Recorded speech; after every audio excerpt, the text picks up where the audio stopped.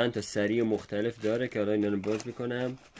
یه دونه شارژر باتری داره و اینم خود موزره که یه دونه چیزم هستم راش، یه دونه ارزم بزرگتون براش.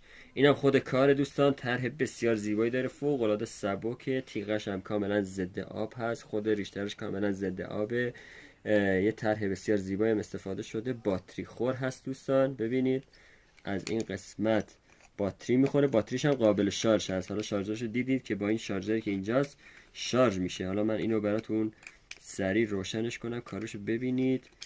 میتونید بچه برای مو و هم برای ریش استفادهش کنید و روشنگرش هم به این شکله. صداشو ببین دوستان.